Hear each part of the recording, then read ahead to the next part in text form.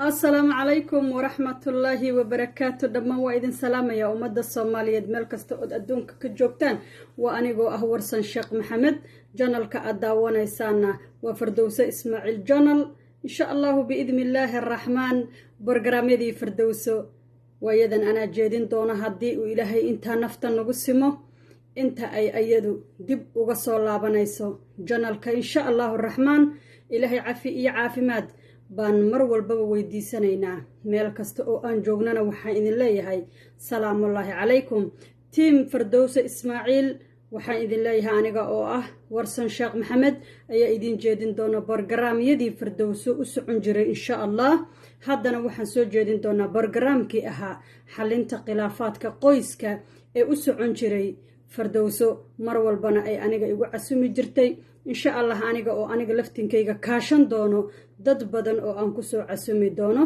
bargaraamkan isaga ah uu noqon doono bargaraam weyn oo ka bixi doono janalka fardowse ismaaciil journal insha allah biidnillaahi raxmaan soo dhawaada dhammaantiin waa idin salaamaya mar labaad iyo mar saddexaad waxaan idin leeyahay tiim fardowse aad baad u mahadsantihiin dhammaan tiim guul iyo gobonimo meel kastoo ay adduunka ka joogaana waa idin salaamaya waxaan idin leeyahay guul iyo gobonimo aan dhammaanin ku waara waa saa idiin sheegay bargaraamkii ahaa xalinta khilaafaadka qoyska xalintu way badan tahay khilaafku mar walbo wuu imaanayaa laakiin shay walba xallin buu leeyahay shay walba wuxuu leeyahay wax looga hortago shay walba wuxuu leeyahay wax lagu hakin karo dhibaatadiisu si aysan u bixin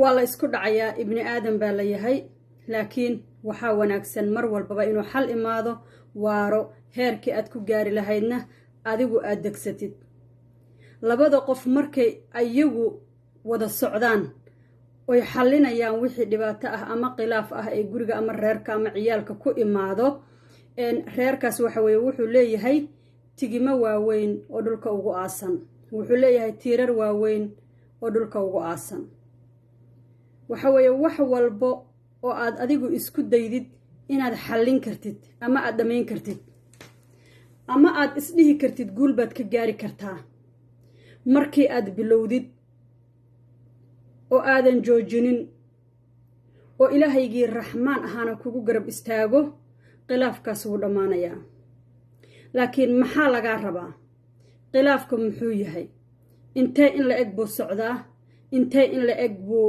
jiraa intee in la eg ayuu khilaafkan soconayaa waxa ugu yar ee waddamadan aan joogno ee qurbaha ah ee la isku qabsado waxa ugu yar ee aan isleeyahay maanta way isku qabsan karaan dadku ama qoyska wada degan waa carruurta ama iga sii hay ama ii sii fiiri ama soo qaad ama cunto sii inta badan haweenku waxay isku dejiyaan carruurtaadu inta ay ku weynaanayaan yacnaha oo ay heerkii lagaaga baahnaa ay ku gaarayaan wax walbo waad u dulqaadan kartaaye dulqaado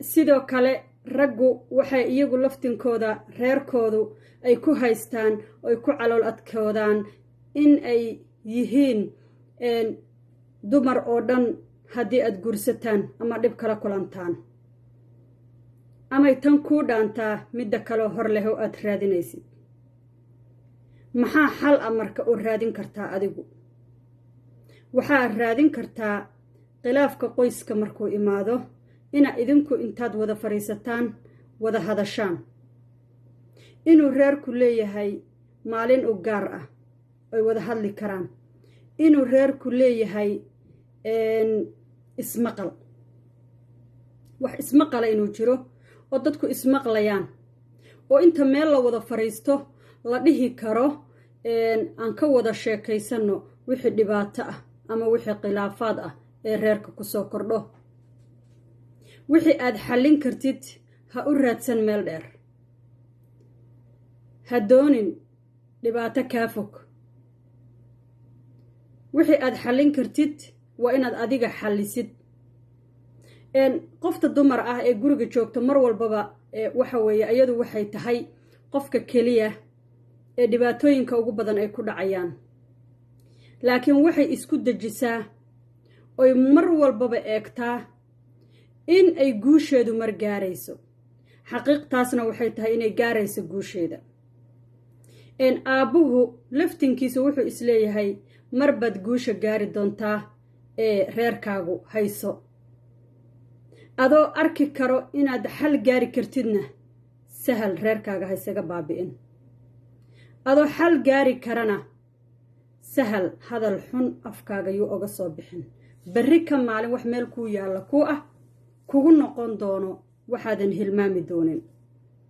hadda inta uu dhow yahay khilaafka iska xalli adiga oo mar walbaba allaha raxmaanka alla kaashanayo.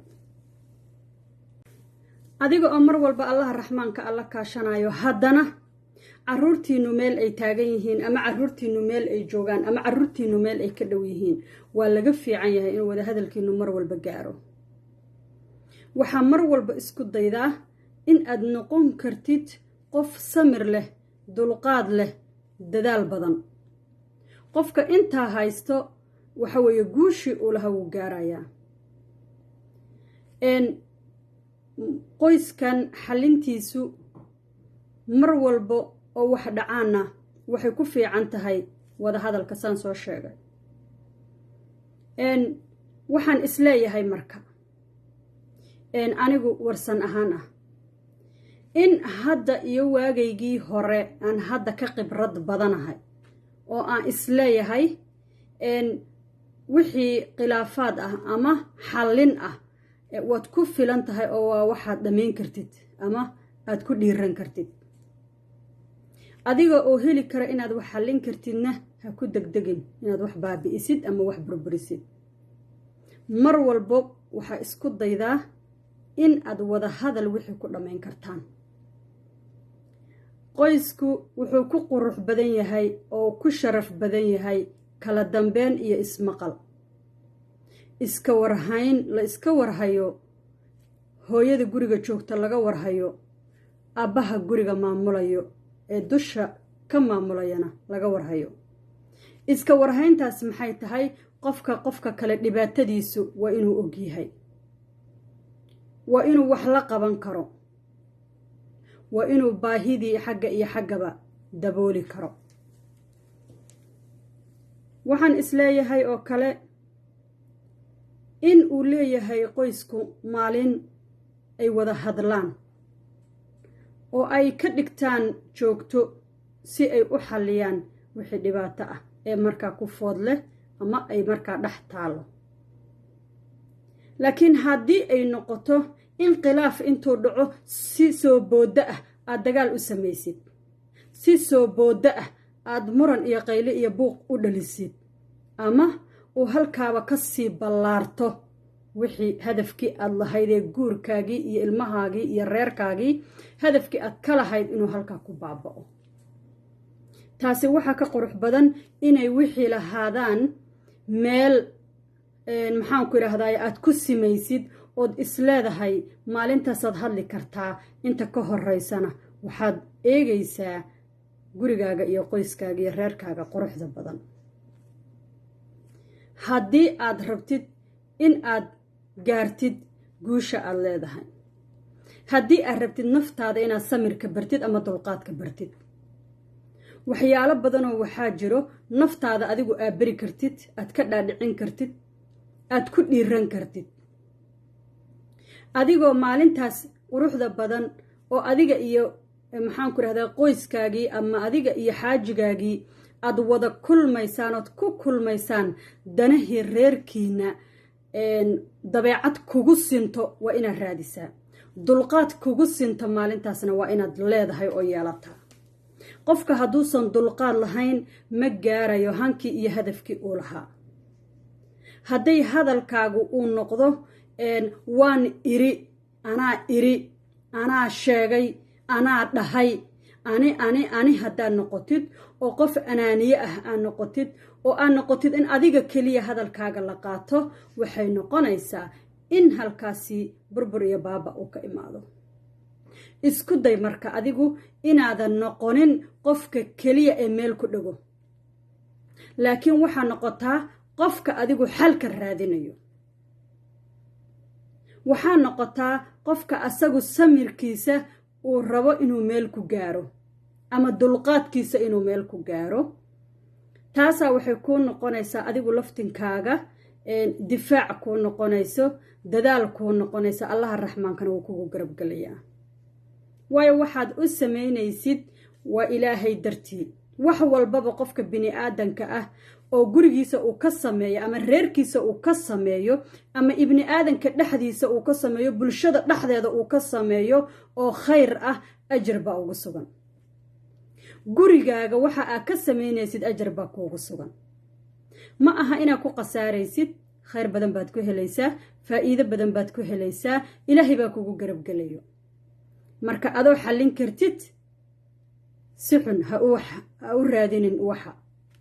adoo heli kartid inaad xal gaartidna ha noqonin qof wax xallin waaye.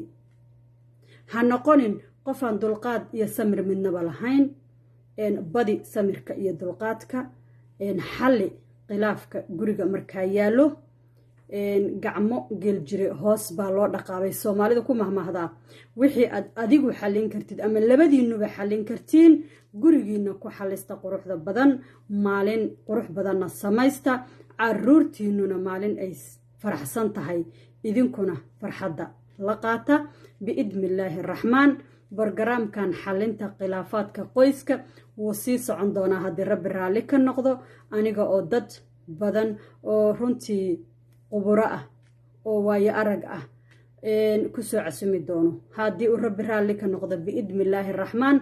inta ay Fardowso Ismaaciil ka soo noqonaysana aan janalka aniga sii hogaamin doono biidnillaahi raxmaan haddii uu rabbi raalli ka noqdo.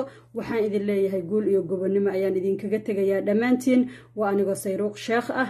janalkaad daawanaysaana waa Fardowso Ismaaciil janal. kommentiga iyo leega waa xaggiina. wixii aad ka faa'iidaysataan borogaraamkana khayr fara badan allaha dhammaantiinba naga siiyo. wixii xunna meel isaga tuura, wixii fiicanna ka qaata biidnillaahi raxmaan. salaamullaahi calaykum.